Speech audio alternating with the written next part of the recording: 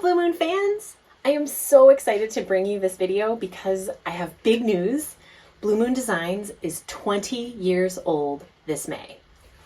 I cannot believe it, but I have been in business for 2 decades. I filed my first seller's permit on May 10th, 2002.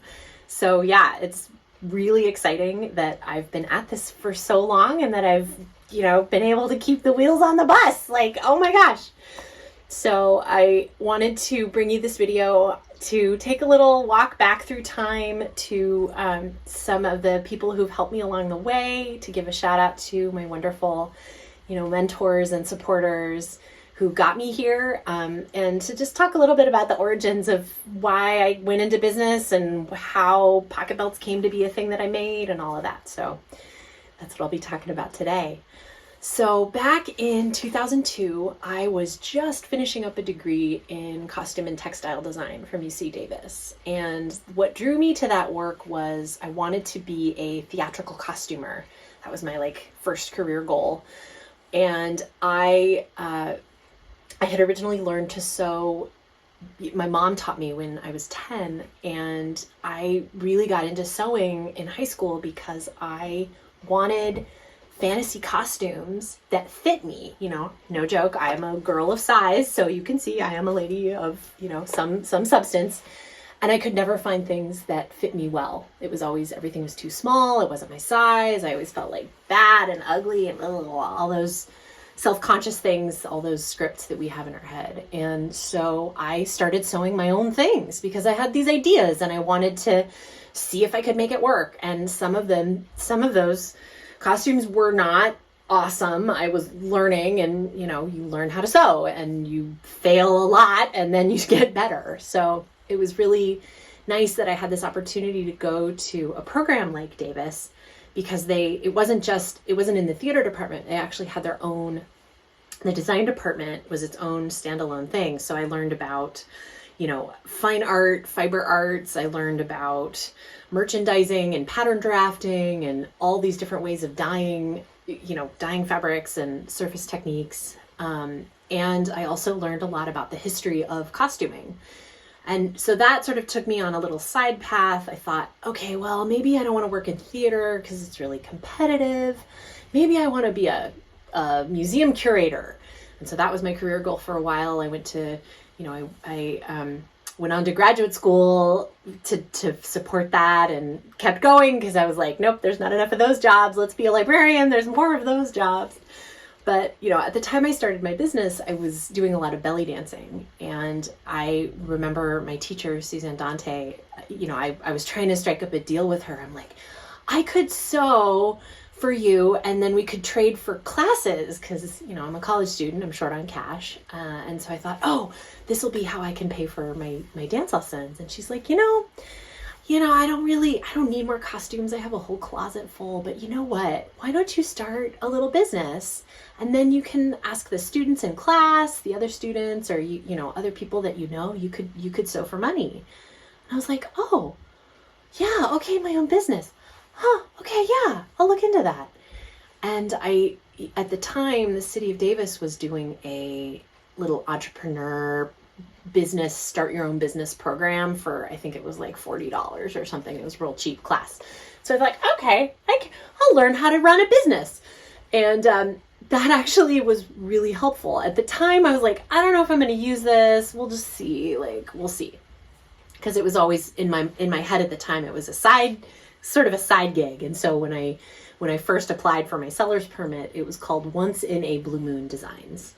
Because I thought, oh, once in a blue moon, I'll work when I feel like it and I won't worry about it if I'm busy doing other things, So for a long time, that was on to graduate school. And while I was busy, being in school, that was it fit. It was very apt that was what my business was called. Also during that time, I was belly dancing. I was doing Renaissance Fair. I was working for a woman named Heidi Barthélemy who runs Pale Moon Enterprises. And I learned a lot from her because, I worked for her for about 10 years, and she taught me some wonderful things about how to be a friend and a boss at the same time. So how to be a friend boss. I always had a great time. She just made it fun to work for her. I learned a lot about talking to customers and really having a deep connection with people, because the nature of handmade, we were selling jewelry or any kind of handmade goods, is people that are buying that, they really want to feel that connection with the artist. And so to be able to connect with people on that authentic level, I think adds such a value to any kind of handmade business. Like that's what I'm selling. I'm selling my capacity as an artist. And so I need to be present. I need to be the one talking to customers. And, people really want that deeper, meaningful connection. So I feel like I learned a lot from that. And, also doing things like Burning Man. And, I'm making all these costumes for all these events that I'm doing because it's fun. But I'm forgetting to put pockets in all these costumes. So it was sort of like a running joke that I'm like, I can never remember to put pockets in the costumes. I'm like, at one point, I'm like at Burning Man, and I'm thinking, okay, I need like a tool belt, like a fancy, pretty tool belt that will work with all of my outfits, no matter what the context. It matches with everything, but it's a tool belt. And I actually have these pictures, I just found them the other day, of I'm in a corset and this real fluffy tutu and my little top hat. My camp is flying apart around me because it's this epic dust storm. I have a sledgehammer in one pocket and a pair of pliers in the other. I'm tying ropes as fast as I can to make sure that things don't fall apart around my very ears. And my corset and my tutu and my top hat. I'm like, this is why I need a pocket belt. This is exactly why. So that at that point I started thinking, okay, maybe this is a viable product. Maybe this is what I should make with Blue Moon Designs. Because at that point I was just doing one-offs and, altering wedding dresses, and I was taking kind of custom commissions, but I didn't have a product. So it was around that time, around like 2007, 2008, that I went, this is a viable product. Femme clothing does not have enough pockets ever. They're not big. They're never enough. Women and femme people wearing femme clothing need pockets. So it was at that point that I really sort of started that phase of Blue Moon Designs. And I went to my first convention, my first steampunk convention in 2008 with my friend Wilhelmina Wormwood. We sort of shared a booth together, and she's another person that I feel like I owe this huge debt to, because she taught me a lot about merchandising and how to set up a booth. She has this background in set design for theater, and so she sets her booth up like the stage set. And the play that's happening is the commerce play of, but the way that she can make the most beautiful displays and come up with all these amazing products and stories behind her products. And it's just really, it's been a great thing to work in tandem with her. We've shared booths at several different events, and she was, I think, very helpful in, showing me one way to run a crafty business, because that's one of the things I struggled with early on. And I think a lot of people run into this is, there's a lot of help out there for running a retail business or a restaurant or, these sort of traditional brick and mortar kinds of businesses. But something like, I'm going to vend at conventions and I'm going to have a booth at the Renaissance Fair. Like, there's not the instruction manual for this. I can't go to the Small Business Administration and say, hey, I'd love a business coach that's knowledgeable about, selling and running an Etsy business or that kind of thing. So I'm really grateful to all of the crafty business owners that have put up with my questions and helped me along the way. So that's been very, very valuable. I have to give another shout out to my friend Janet Hansen. I was her apprentice for some time when I was in grad school in San Diego. She runs a business called Untitled Designs. Her specialty is integrating LEDs into clothing. I saw her work before I ever met her, and first, I'm just going to be honest. I was so jealous because her work is amazing.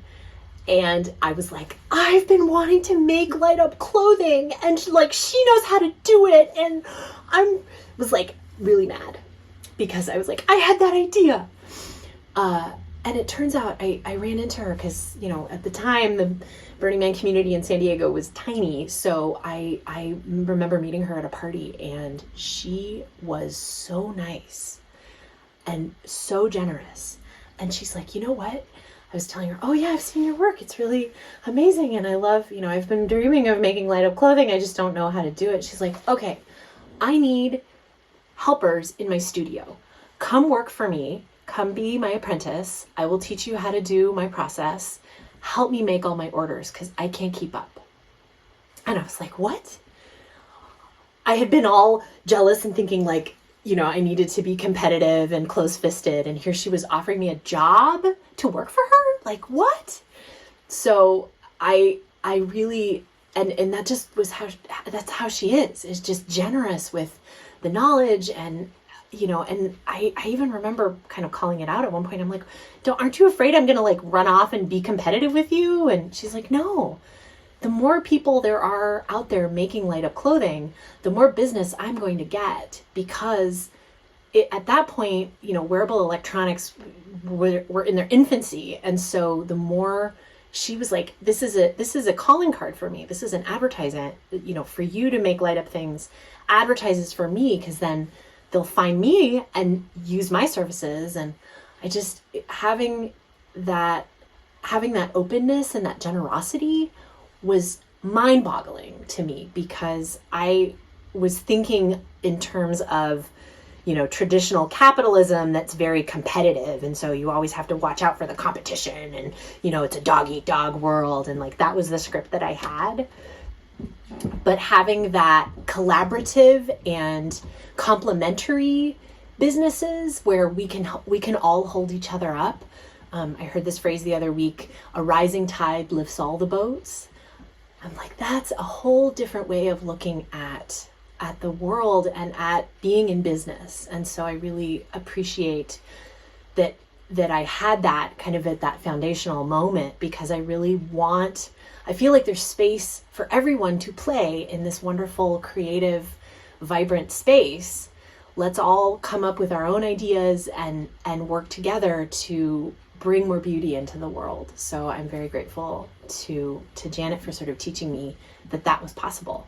Yeah, so I'm really excited. And I also have to just extend so much gratitude to all of my customers, because if y'all were not buying pockets and all the things that I make, I could not continue to be running this show. So I'm really happy that I have all these amazing customers helping me out. It's really wonderful to have been on this journey with all of you. And I look forward to seeing what comes on in the future. So speaking of the future, I am wearing my newest design. So excited, my pocket Shrug. If you hadn't seen it in my email newsletter, which PS, you should subscribe to my email newsletter, and then you'll see new stuff coming out. So it's got a little pocket here, just big enough for a standard size cell phone and a little wallet. And I feel like it's got the ruffles all around the edge, which who doesn't love ruffles? I love ruffles.